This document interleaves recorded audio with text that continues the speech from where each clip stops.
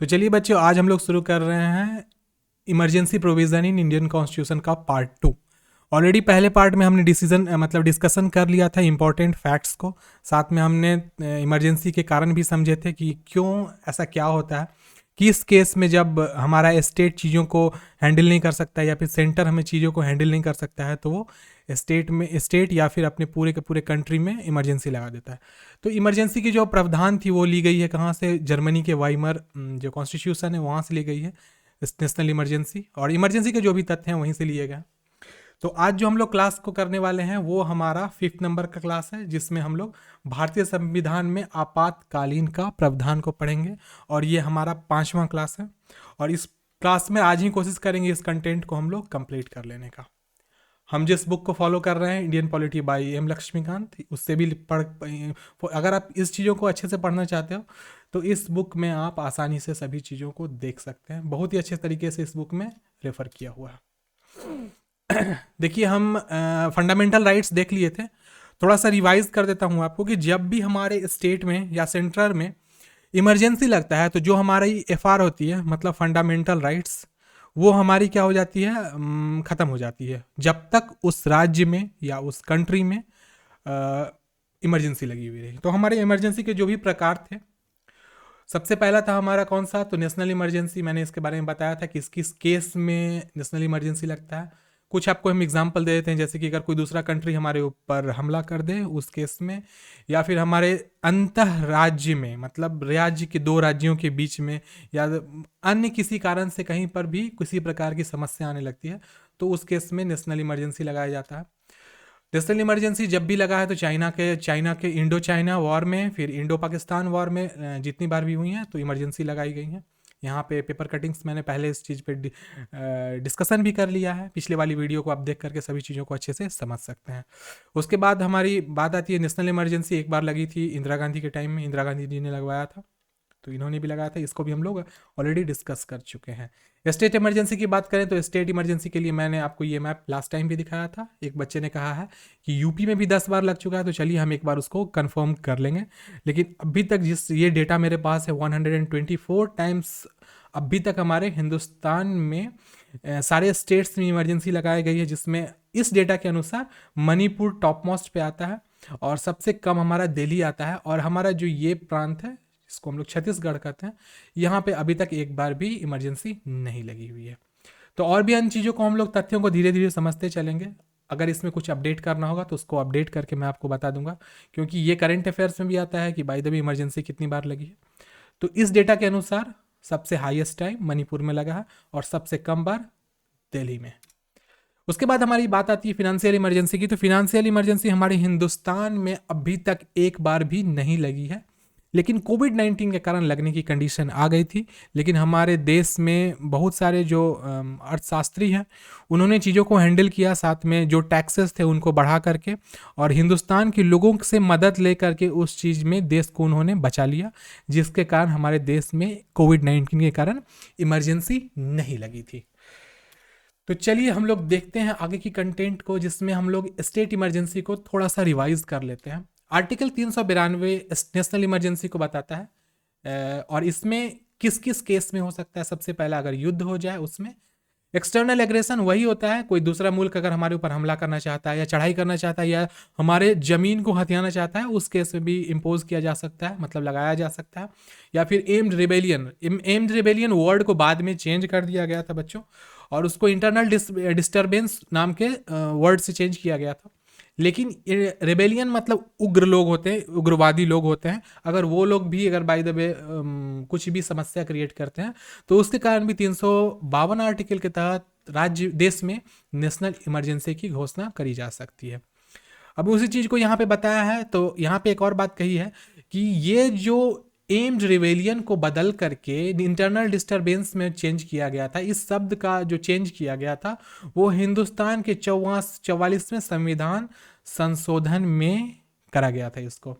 और इसी चीज़ को मैंने बताया था, और इसमें एक और बात कही गई है कि क्या हुआ था कि जब एक छोटी सी कहानी है कि श्रीमती इंदिरा गांधी ने क्या किया था कि बिना अपने मंत्रिमंडल के पूछे हुए ही वो जा करके इमरजेंसी लगवा दी थी डायरेक्ट प्रेसिडेंट को कह करके, जिसके कारण मंत्रिमंडल को बाद में पता चला कि हमारे पूरे के पूरे देश में इमरजेंसी लगी हुई है, जिसके कारण बहुत सारी समस्याएं भी आई थी। तो इसीलिए क्या किया गया कि 44वां संविधान संशोधन किया गया, जिसमें बिना मंत्रिमंडल के सिफारिश और साथ साथ में 2/3 वोट से पास हुए बिना कभी भी किसी भी राज्य में या देश में इमरजेंसी नहीं लगाया जा सकता है। तो इस चीज का जो प्रावधान है वो कहाँ से शुरू हुआ था, तो 44वें संविधान संशोधन से शुरू हुआ था।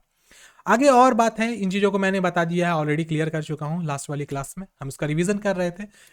आगे हम लोग इस चीज में ये भी हमने बता दिया था आपको कि क्या हुआ कि जब तक कैबिनेट का लिखित सिफारिश प्राप्त नहीं हो जाएगा तब तक राष्ट्रीय आपातकाल किसी भी देश में घोषित नहीं किया जा सकता है।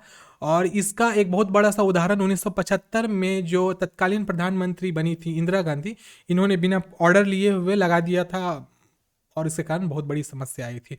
और लास्ट क्लास को मैंने यहीं पर एंड किया था।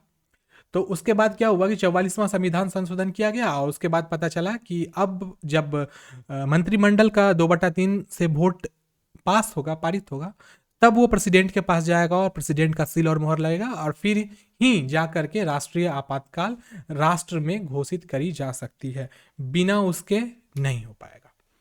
चलिए फिर हम लोग आगे का कंटेंट देखते हैं। अब नेशनल इमरजेंसी की कुछ कंडीशंस हैं, यहां से मेन क्लास हमारी शुरू हो रही है। इसमें क्या है, expires in 1 month from the issue unless approved by special majority not less than 2/3 of the members present and voting plus absolute majority in both houses of the parliament।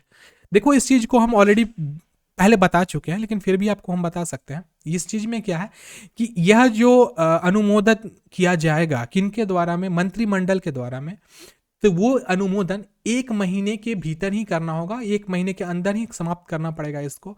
और साथ साथ में पूर्ण बहुमत 2/3 से होना चाहिए, और वो भी कौन से, both house of parliament, upper house और लोअर हाउस जो होता है, दोनों हाउस में इस चीज की बात होनी चाहिए। जब तक वहां के जितने भी मेंबर्स होंगे, एमएलए और एमएलसी, वो जब तक इस चीज को नहीं 100% वोट दे करके बहुमत से पास कर देंगे, बहुमत 2/3 से भी हो सकता है या फिर हो सकता है 100% से भी बहुमत हो जाए, तब तक किसी भी कंट्री नहीं, तब तक हमारे कंट्री में नेशनल इमरजेंसी की उद्घोषणा नहीं करी जा सकती है। उसके बाद है यहाँ पर if the Lok Sabha is dissolved, अगर लोकसभा को क्या कर दिया जाता है, भंग हो जाती है, तो दो राज्यसभा शैल अप्रूव विद इन 1 month। तो क्या होगा कि राज्यसभा को इसको 1 महीने के अंदर क्या करना पड़ेगा, अप्रूव करना पड़ेगा और रिकंसल्ट एलएस, और फिर से उनको लोकसभा से मिलना होगा, शैल रेक्टिफाई विद इन 30 days। देखो कंडीशन क्या होगी कि अगर लोकसभा भंग हो गई, बाय द वे इस चीज को मतलब जो नेशनल इमरजेंसी है इसको पेश करा गया कहाँ पे, लोकसभा में पेश किया गया, लोकसभा में पेश हुआ, लेकिन वो डिसॉल्व हो गई, वो भंग हो गई कुछ ना कुछ कारण, जैसे कि संसदीय सत्र खत्म हो रहा है या फिर ग्रीष्मकालीन या सर्दकालीन जो छुट्टी होती है उसके कारण अगर भंग हो गया, वो भी एक कॉज बन सकता है। तो उस केस में क्या होगा, राज्यसभा को फिर से इसको 1 महीने के अंदर अप्रूव करना पड़ेगा और लोकसभा फिर से इसको रेक्टिफाई करेगा। रेक्टिफाई करने का मतलब क्या होगा, मंजूरी देगा उसको और फिर पुष्टि करके किसके पास भेजेगा, तो प्रेसिडेंट साहब के पास भेजेगा। फिर उसके आगे क्या हो सकता है, एक बार अगर अप्रूव हो गया, once approved the proclamation is extended for 6 months। अगर अनुमोदन जो है वो प्रेसिडेंट के पास गया और अप्रूव कर दिया गया तो इसको 6 महीने तक के लिए आगे बढ़ाया जा सकता है और हमेशा 6 महीने पर इसको एक्सटेंशन देना पड़ेगा। ऐसा नहीं कि एक बार अगर नेशनल इमरजेंसी लागू हो गई तो 2 साल 3 साल तक चलते रहेगी, ऐसी बात नहीं है। अगर 6 महीने के लिए लगा तो 6 महीना जिस टाइम में एंड होने वाला रहेगा उस समय फिर से एक बैठक होगी लोकसभा राज्यसभा की एक साथ में, और उसके बाद ये फिर से पारित किया जाएगा, फिर से मंत्रिमंडल पास करके इसको लिखित रूप से भेजेंगे प्रेसिडेंट के पास, तो प्रेसिडेंट साहब फिर इसको क्या करेंगे, बिल बना करके पब्लिश कर देंगे और देश में आपातकाल इस प्रकार से लग सकता है। लेकिन फिर भी कुछ कंडीशंस आती है। अब ये कंडीशन बहुत ही इंपॉर्टेंट है, इसको आप समझिएगा, ये लास्ट में मैंने रखा है जान के। Not less than 1/10 of the members of Lok Sabha, this can be initiated in Lok Sabha.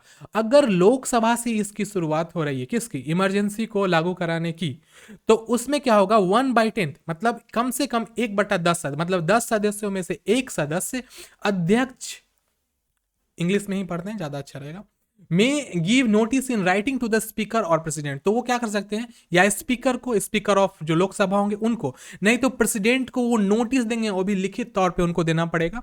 If there is no session, और अगर बाय द वे सेशन नहीं चल रहा हो, special sitting of Lok Sabha will be held with in 14 days, तो उस केस में क्या होगा, प्रेसिडेंट को ये बात को, नियम को, ये बात मतलब नोटिफाई करना पड़ेगा संसद को कि 14 दिन के अंदर आप आकर के फिर से एक सत्र को बुलाओ, अगर सत्र नहीं चल रही है या सत्र भंग हो चुकी है। If the resolution, the president has to revoke the emergency. और अगर बाय द वे रेजोल्यूशन मतलब प्रत्युत्तर मिल जाता है, सॉल्यूशन निकल जाता है, तो ही प्रेसिडेंट उस इमरजेंसी को लगा सकते हैं। तो कंडीशन यहाँ पर बात ये हुआ कि शक्तियों का जो आवंटन हुआ है हमारे कॉन्स्टिट्यूशन में, वो बहुत ही अच्छे तरीके से हुआ है। किसी एक व्यक्ति के अंदर सारी की सारी शक्तियाँ नहीं होती है। शक्तियों का जो आदान प्रदान हुआ है वो लोकसभा के, राज्यसभा के मेंबर्स से लेकर के प्रेसिडेंट, और प्रेसिडेंट से लेकर के दोनों हाउसेस, और साथ साथ यहाँ पर जो भी एमएलसीज होते हैं उनके पास भी पावर होता है इस चीज को सामने रखने का। और साथ में एक बहुत बड़ी बात है, ये क्वेश्चन आता है कि कम से कम कितने व्यक्तियों को लिखित रूप से इस चीज को देना होगा। तो 1/10 जो मतलब जो लोकसभा के मेंबर्स होंगे उसमें से 10 में से एक व्यक्ति, मतलब कम से कम वो एक एवरेज बताया जा रहा है कि अगर 10 मेंबर है तो उसमें से एक मेंबर, अगर बाय द वे 20 मेंबर है तो उसमें से कम 2 व्यक्तियों को लिखित रूप से इसको देना पड़ेगा ही। आगे क्या आती है बात यहाँ पर, expires in 1 month from the date of issue unless approved by the special majority.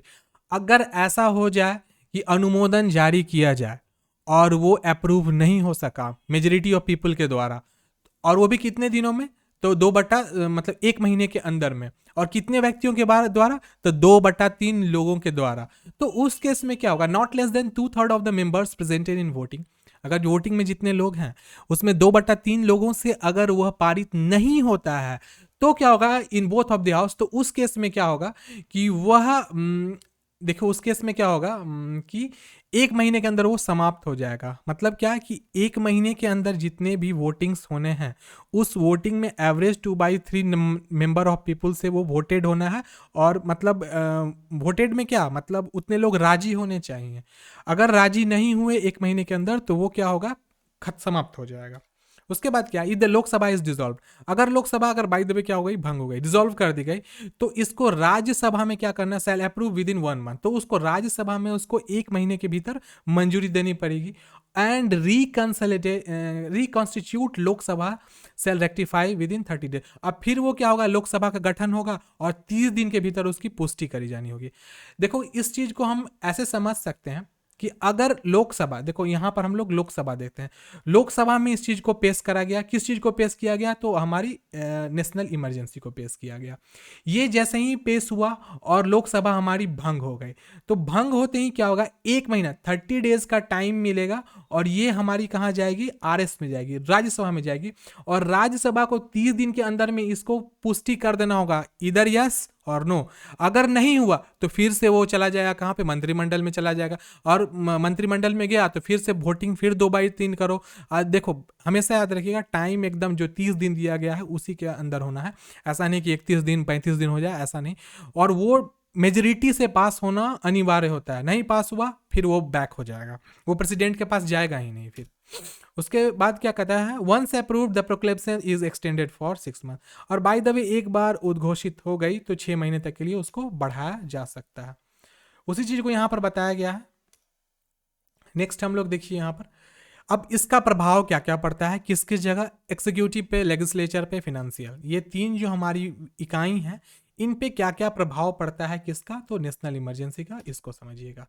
देखो सबसे पहला क्या, कार्यपालिका पर, एग्जीक्यूटिव जो हमारी होती है उस पर क्या प्रभाव पड़ता है, तो उस पर हमारा प्रभाव क्या पड़ता है, राज्य सरकार निलंबित, इसमें इंग्लिश में पढ़ते हैं, state government is not suspended, union government can issue order in the state government on subject on the state list something that it can't normally do. मतलब राज्य सरकार निलंबित नहीं है, संघ सरकार राज्य सूची के विषय पर राज्य सरकार को आदेश जारी कर सकती है।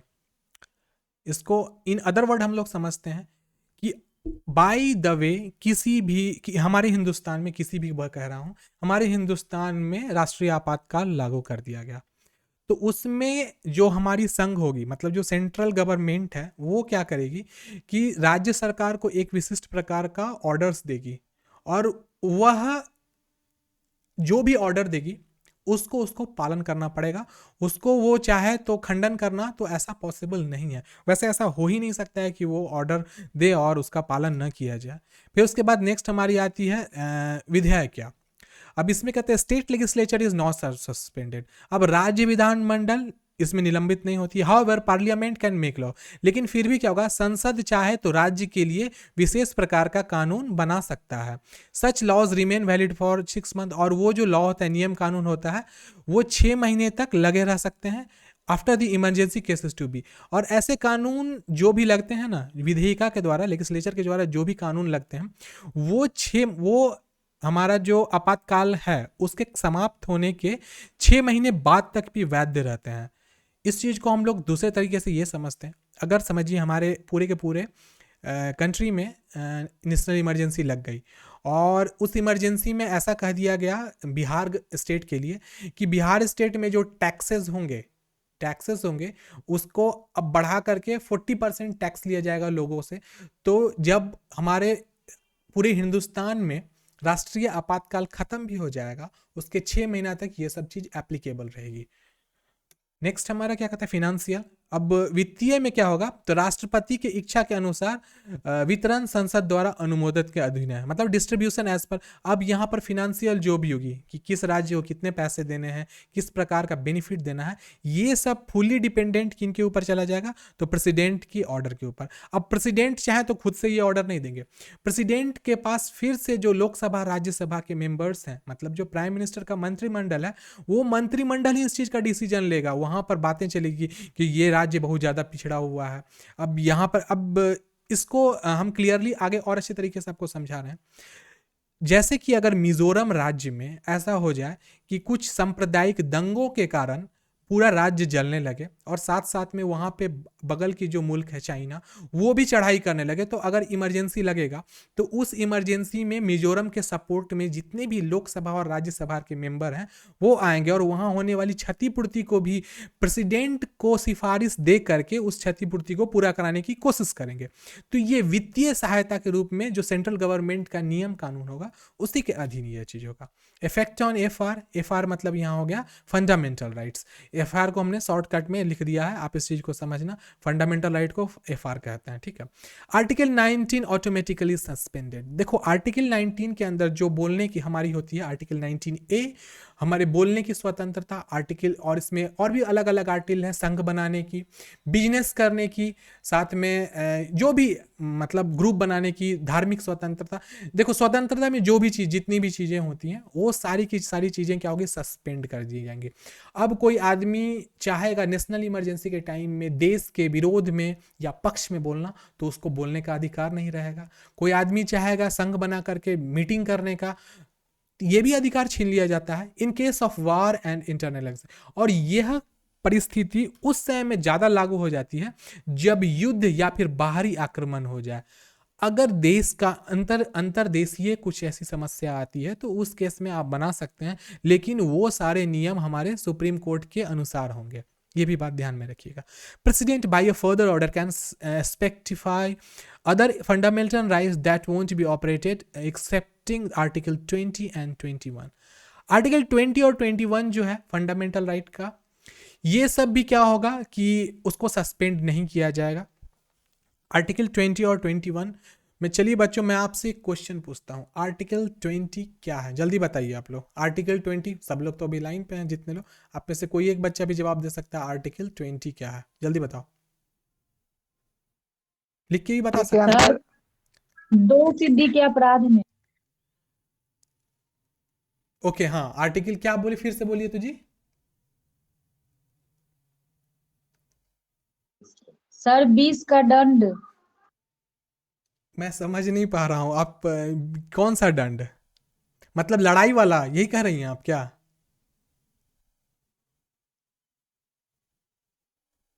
नो सर, आत्म सुरक्षा सर जी। हाँ सही बोले, आत्म सुरक्षा, एकदम सही बोला। और आर्टिकल 21 बताइएगा, दैहिक स्वतंत्रता। है ना। प्राण एवं दैहिक स्वतंत्रता। थोड़ा बहुत धीरे धीरे बोल रहे हैं सभी लोग। देखिए आर्टिकल 20 वो मतलब, प्राण एवं दैहिक स्वतंत्रता। हाँ दैहिक स्वतंत्रता इसको कह सकते हैं, पर्सनल लिबर्टी कह सकते हो आप, चलो सही है। हाँ तो आरटी देखिए क्या होगा, जैसे ही प्रेसिडेंट रूल अगर लागू होता है नेशनल इमरजेंसी के केस में, तो फंडामेंटल राइट तो मतलब ऑपरेटिव नहीं रहेगा, मतलब फंडामेंटल राइट जितनी भी होती है स्वतंत्रता, उसको तो खत्म कर दिया जाएगा। लेकिन आर्टिकल 20 और 21 जो होता है, जिसमें 20 उतना इंपॉर्टेंट तो नहीं है, वैसा तो नहीं ही होगा, लेकिन 21 आर्टिकल जो दैहिक स्वतंत्रता होती है वो चीज़ आपका खंडित नहीं हो सकता है, मतलब वो लगा ही हुआ रहेगा। तो एक क्वेश्चन ये बनता है बच्चों कि अगर देश में नेशनल इमरजेंसी लग जाए तो इनमें से कौन सा आर्टिकल हटाया जाएगा, कौन कौन सा आर्टिकल नहीं हटाया जाएगा। अगर एग्जाम्पल में 19 रहे, 20 रहे, 21 रहे, या नन ऑफ द एबव रहे, नन ऑफ द एबव, तो आपका आंसर इसमें क्या होगा बच्चों, कि इसमें कौन कौन मतलब कौन सा आंसर होगा, मतलब राष्ट्र में अगर आपातकाल लगाया जाता है तो इसमें कौन सा हट सकता है और कौन सा नहीं हट सकता है। तो कौन सा हटेगा इसमें बताइए। नहीं हटने वाले हैं हमारे 2021, 20 और 21 नहीं हटेगा।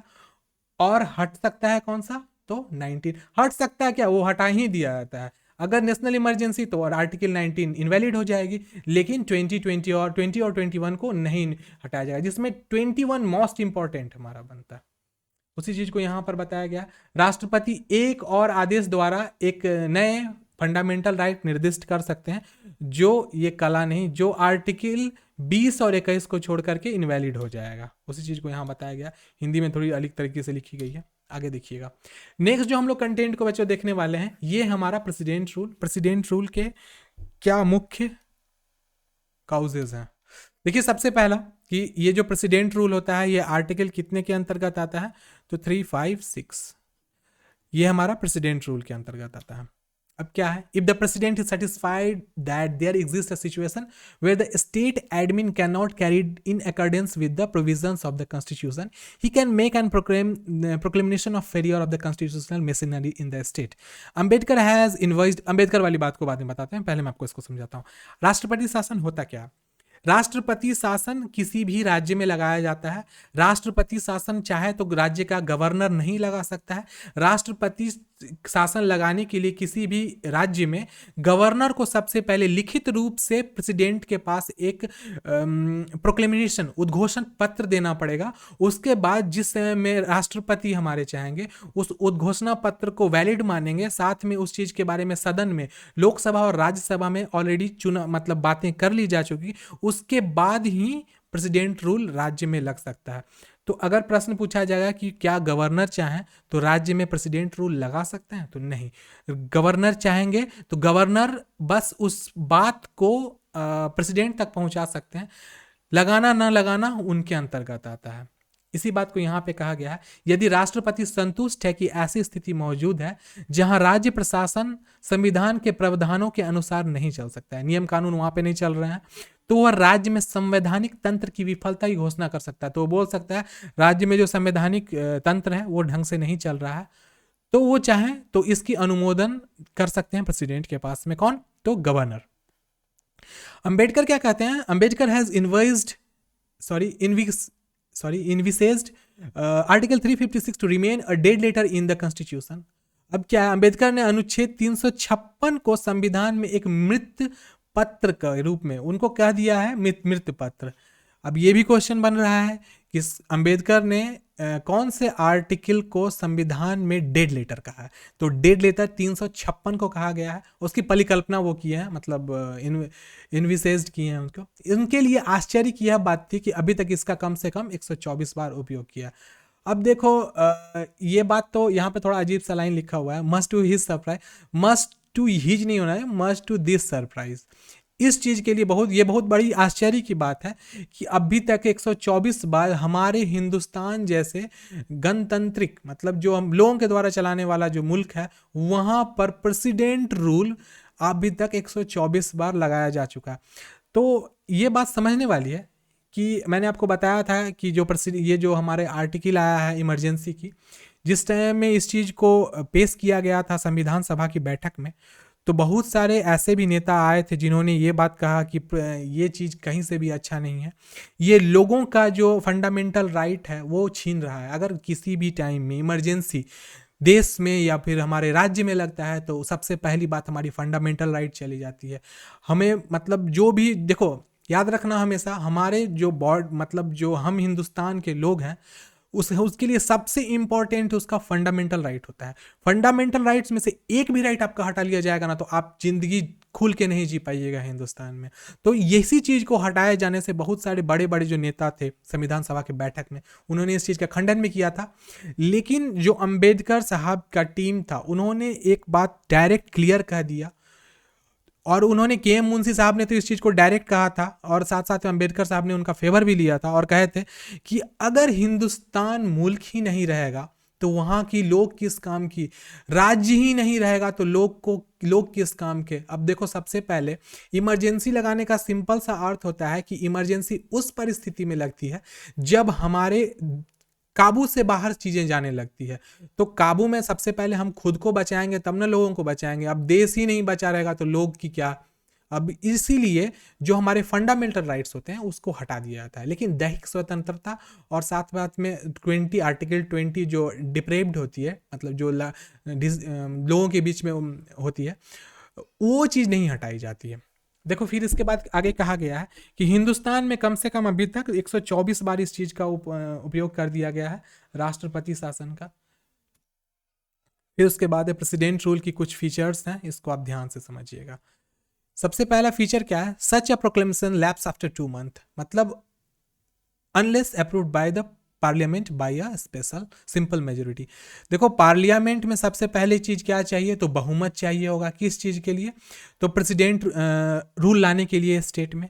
अगर ऐसा हो, ऐसी परिस्थिति आ जाती है कि 2 महीना तक बहुमत से वह पास नहीं हो सका तो वो क्या होगा, डिसमिस कर दिया जाएगा। और अगर एक बार अप्रूव हो गई, once approved it last for 6 month, और अगर बाय द वे वह एक बार स्वीकृति हो जाती है, ऐसा होता है कि वो अगर एक बार स्वीकृति हो गई उसकी तो ये 6 महीने तक चल सकता है और फिर 6 महीने तक आगे बढ़ाया जा सकता है।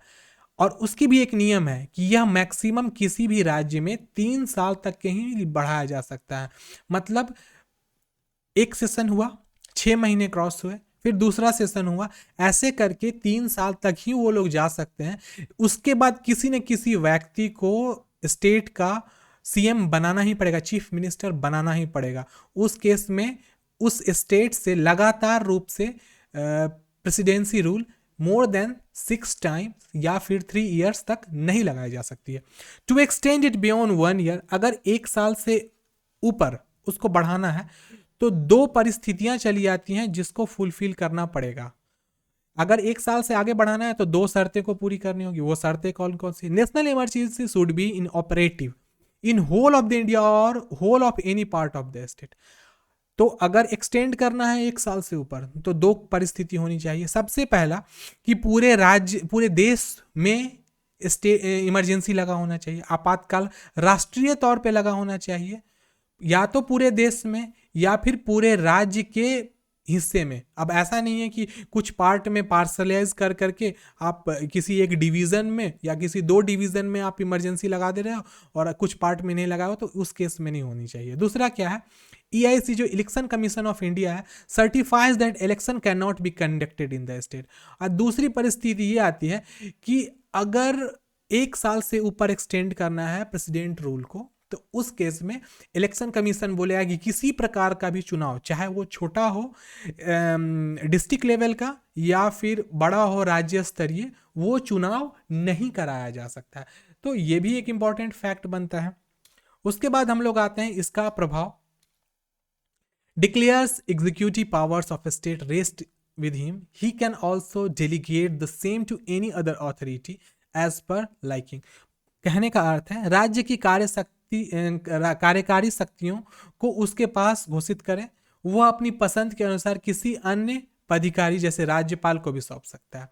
मतलब राज्यपाल को चाहा जाएगा तो कोई भी कंट्रोल सौंपा जा सकता है। राज्यपाल चाहे तो अपने हिसाब से देश राज्य में नियम को बना सकते हैं, लेकिन वो नियम आएगा कहाँ से, तो हमारे प्रेसिडेंट के पास से है। क्योंकि प्रेसिडेंट जो हमारे गवर्नर होते हैं वो प्रेसिडेंट को राज्य में क्या करते हैं, तो रिफ्लेक्ट करते हैं, मतलब उनके एक प्रारूप के रूप में होते हैं।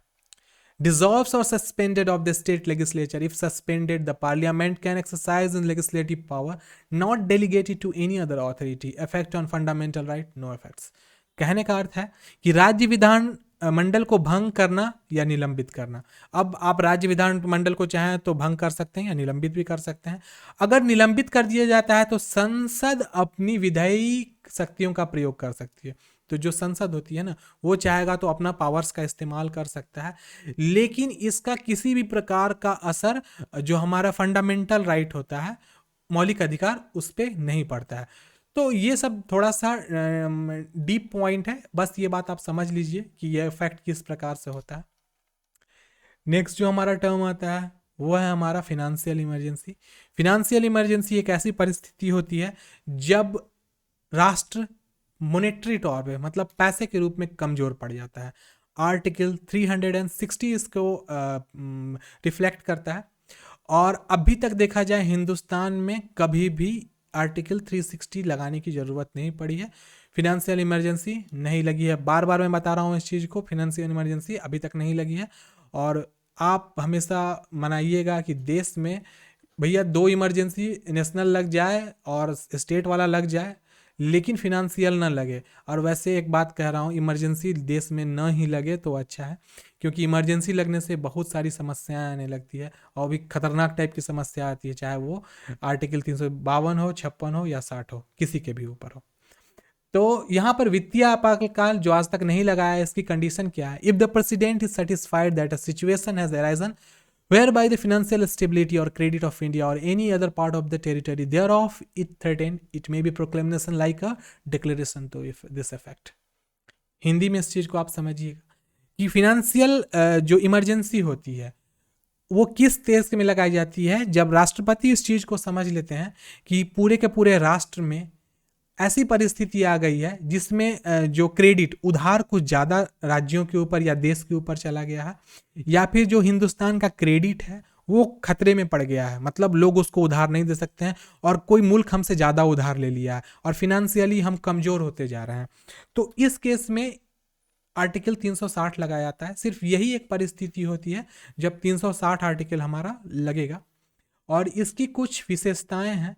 और विशेषता यह है कि यह it will ordinary remain in force for 2 month, यह आमतौर पर 2 महीने तक लागू रह सकता है, unless it is approved by the both houses, और तब तक जब तक दोनों सदन द्वारा अनुमोदन नहीं किया जाता है। देखो, फिनेंशियल आज तक इमरजेंसी लगी ही नहीं है, इसीलिए इसका जो सर्कमस्टांसेस है, ये किस प्रकार का एडवर्स इफेक्ट ला सकता है ये हम अभी जज नहीं कर सकते हैं बच्चों। लेकिन कंडीशन ये आती है कि ये कितने समय तक लगातार, ये 2 महीने तक लग सकता है, लेकिन उसके समय में क्या होगा कि दोनों जो हाउस है, अपर हाउस और लोअर हाउस, उसमें इस चीज़ को क्या करना पड़ेगा, अप्रूव करना पड़ेगा, अनुमोदन करना पड़ेगा। यदि इस अवधि में लोकसभा को भंग कर दिया जाता है, और बाय द वे एलएस जो हमारा होता है लोकसभा, अगर वो भंग हो गया तो राष्ट्रीय आपातकाल के समान एक समान खंड लागू होता है। तो उस केस में क्या होगा कि स्टेट पूरे कंट्री में नेशनल इमरजेंसी फुली फ्लेज्ड रूप से लागू कर दी जाएगी। आर्टिकल 360 का क्या क्या इफेक्ट होता है, इसका क्या क्या प्रभाव है, इस चीज को देखिएगा। देखिए, सबसे पहला, the financial autonomy of the state is transferred. सबसे पहला, राज्यों की वित्तीय स्वायत्तता हस्तांतरित कर दी जाती है। मतलब जो राज्य जितने भी हमारे हिंदुस्तान में है, उसका जो फिनेंशियल जो भी उनकी पास पावर होती है, वो क्या होती है कि सेंटर के पास चली जाती है, मतलब सेंट्रल गवर्नमेंट के पास चली जाती है। और इसको कौन करते हैं, तो इसको प्रेसिडेंट ही करते हैं। और प्रेसिडेंट किस किस काम को करते हैं वो देखिएगा। सबसे पहला, suspend distribution of financial resources. अब देखो, इमरजेंसी का मतलब मैंने बताया ना कि पूरा का पूरा देश ऐसी परिस्थिति में चला गया है जब वो खुद को संभाल ही नहीं पा रहा है। तो देश ही नहीं संभाल रहा है, तो देश के पास पैसे ही अगर नहीं है तो वो राज्य की कैसे मदद करेगा? तो देश के पास पैसे नहीं तो राज्य की मदद नहीं कर सकता है। Issues direction to follow canon finance, मतलब कि जो भी इशूज होंगे, जो भी वित्तीय संसाधन होंगे, उसको निलंबित कर दिया जाएगा। मतलब जो पैसे गवर्नमेंट दे रही है स्टेट गवर्नमेंट को, वो सब खत्म कर देगा। जैसे सब्सिडियरीज खत्म हो जाएगी, साथ में जो योजनाएं बाल उत्थान या फिर महिला कल्याण या फिर एजुकेशनल कल्याण या फिर कोई भी जो प्लानिंग कमीशन जिस प्रकार के स्टेट में प्लानिंग करती है उसके लिए जो सेंट्रल गवर्नमेंट से पैसे मिलते हैं वो पैसे मिलना बंद। उसके बाद direct the state government to reduce the salaries of their employ. और सबसे खतरनाक तो ये बात आती है कि राज्य सरकार क्या करेगी, सेंटर के आदेश पर अपने कर्मचारियों के वेतन को कम करने का ऑर्डर दे देगी।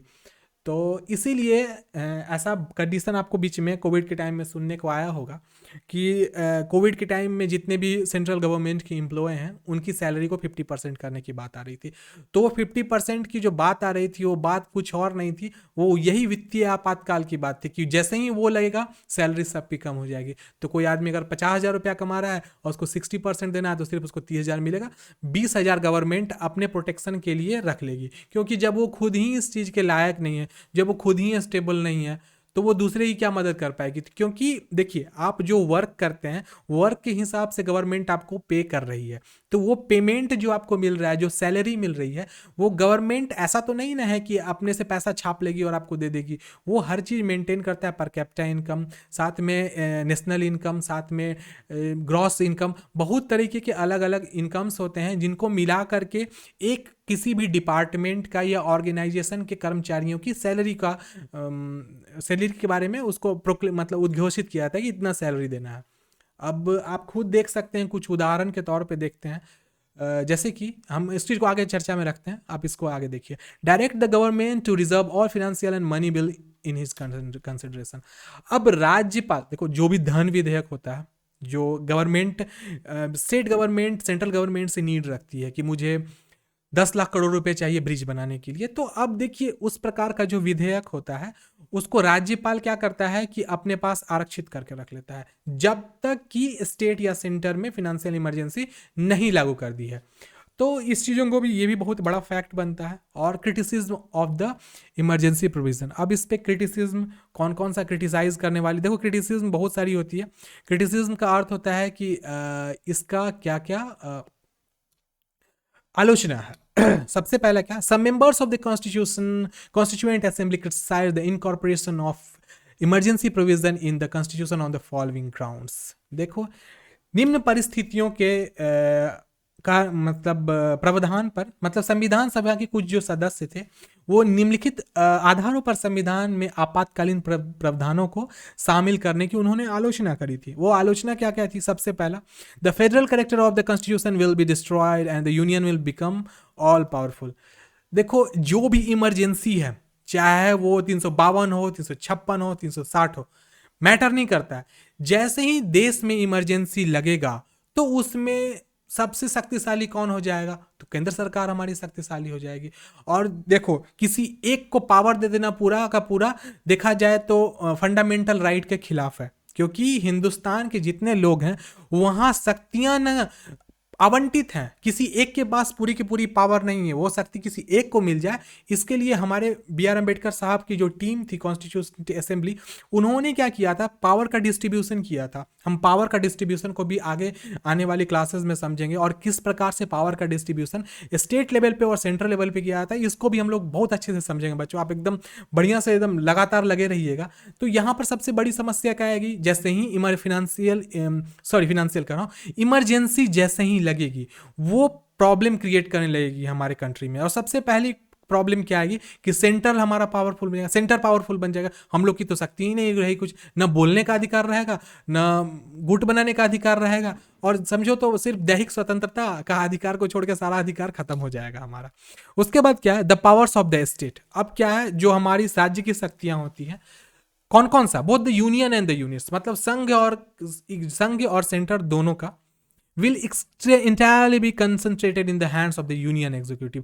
अब वो सब चला जाएगा किसके पास में, तो कार्यपालिका के पास में। मतलब जो शक्तियां हैं, जो हमारे स्टेट के पास भी कुछ शक्तियां होती हैं, जैसे कि आपको बता देता हूं, हमारे स्टेट में जैसे कि वाइन, अल्कोहल वगैरह को बैन करने की शक्ति किसके पास थी, तो हमारे स्टेट के पास है, आपको पता होना चाहिए। साथ में जो यूपीएससी के जो ऑफिसर्स होते हैं, जैसे IAS, IPS, इसको भी जो इसको सैलरी कितनी देनी है, ये सब सी शक्तियाँ हमारे स्टेट के पास होती है, सेंट्रल गवर्नमेंट के पास इसकी पावर नहीं होती है। तो वो सब क्या होगा कि वो सब संपूर्ण रूप से चला जाएगा किसके पास, तो कार्यपालिका के पास चला जाएगा। मतलब स्टेट के पास इस चीज़ का अथॉरिटी भी नहीं रहेगी कि वो किसी के सैलरी को भी जज कर सके। The president will become a dictator. और सबसे बड़ी बात, यहाँ पे डिक्टेटर बन जाएगा वो कोरिया का, वो जो साउथ कोरिया है ना, नॉर्थ कोरिया साउथ कोरिया में। बताओ रे बाबू, नॉर्थ कोरिया और साउथ कोरिया में सबसे ज़्यादा बदमाश कौन है जी? जल्दी नॉर्थ बताओ। कोरिया। North Korea. क्या नाम है वहाँ के चीफ का, वहाँ का जो सुप्रीम पावर है? सुप्रीम पावर नहीं, उसको पावर थोड़े बोलेंगे, उसको डिक्टेटर बोलेंगे, तानाशाह। उस तानाशाह का नाम क्या है? जल्दी बताओ। Kim Jong. हाँ, किम किम जोंग जोंग नाम है योंग। उसका, ठीक है। तो अब किम देखो, जोंग। जैसे ही शक्ति किसी एक व्यक्ति के हाथ में चली जाएगी तो वो बन जाएगा डिक्टेटर। मतलब वो बन जाएगा कोरिया वाला, कोरिया का जो डिक्टेटर है, तानाशाह है, वैसा बन जाएगा। और financial autonomy of the state will be nullified. और राज्य का जो वित्तीय स्वायत्तता है, मतलब कि राज्य के पास एक बहुत बड़ी वित्तीय शक्ति होती है, वहाँ के जो भी पर कैपिटा इनकम है, साथ में वहाँ के लोगों के द्वारा दिया जाने वाला टैक्स है, वो सब उसके कंट्रोल में नहीं रहेगा। वैसे टैक्स तो सेंट्रल गवर्नमेंट को जाता है, लेकिन उस टैक्स में से कितना परसेंट स्टेट को मिलेगा ये डिफाइन करती है कौन? Financial commission of India. तो एफसीआई इस चीज़ को डिफाइन करती है। तो वो सब कंट्रोल कौन करने लगेगा? तो फिर डिक्टेटर, मतलब प्रेसिडेंट साहब ही करेंगे। प्रेसिडेंट साहब बोल दें कि जितना भी टैक्स आ रहा है बिहार से, 1 रुपया नहीं बिहार को देना है, तो फिर हो गया। फिर तो ये सब जो समस्याएं हैं, ये जिनके लिए बहुत ज़्यादा आलोचना भी होता है। तो आज वाली जो क्लास थी बच्चों, यहीं पर हमको ख़त्म करना पड़ेगा, क्योंकि ये कंटेंट हमारा जो इमरजेंसी है यहीं पर ख़त्म हो चुका है। तो हम आगे इन सब चीज़ों पे और ही बहुत सारी चर्चा करने वाले हैं। वैसे मैं और भी कुछ आपको बता देता हूँ।